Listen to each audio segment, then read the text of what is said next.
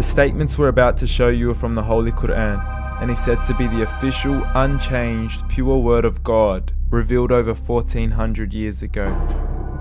Claiming to be the word of God is a heavy statement, and without proof, or if a single contradiction is found within the book, the apparent word of God will be proven false. So without further ado, let's put the book to the test. In the 23rd chapter, titled The Believers, from the 12th to the 14th verses, God is said to give a detailed description of how the human being is formed. It begins by saying, "We then placed him as a sperm drop in a place of settlement, firmly fixed. Then we made the drop into a alaqa." We will translate this word very soon. "And then we changed the alaqa into a lump.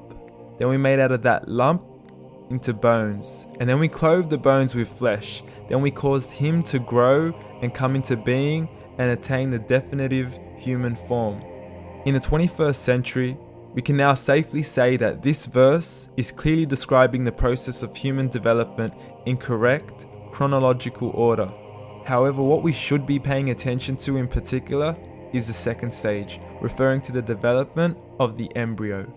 The specific word used to describe the embryo in this verse is the word alaqa.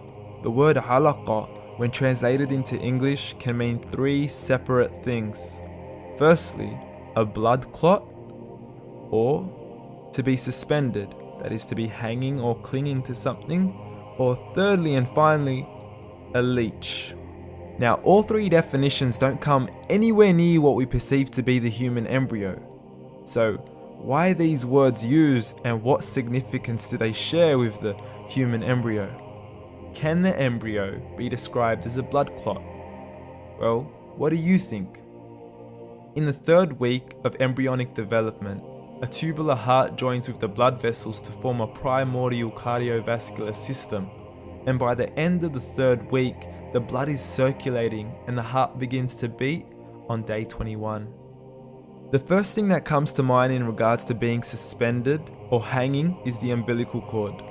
But we can't use that example because we are simply referring to step 2, before the baby has even formed. But we now know today that the umbilical cord is formed from the connecting stalk. And the connecting stalk is formed as soon as the embryo is formed. The embryo's connecting stalk has even been described by John Allen and Beverly Kramer as an object to suspend the developing embryo in the extra-embryonic column.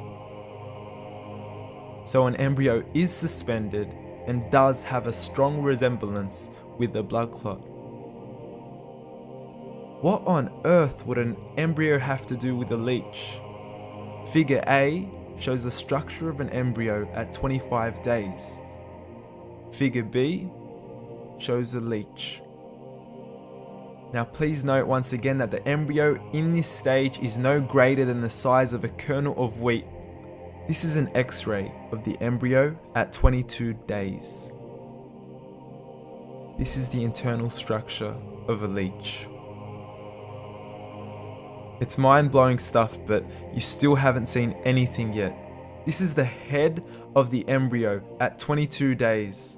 The detail you are seeing right now is absolutely impossible to be seen with the human eye and can only be seen with a microscope. This is the back end of a leech. There's no other words used to describe this other than mind-blowing. The pictures we have shown you are impossible to be seen with the human eye or even to be predicted by the human mind. Once again, the verses we have shown you were revealed over 1400 years ago to a man who couldn't read nor write. Are these the words of God? Descriptions of the human embryo in the Quran cannot be based on scientific knowledge in the 7th century. The only reasonable conclusion is that these descriptions were revealed to Muhammad from God, from God, from God, from God, from God.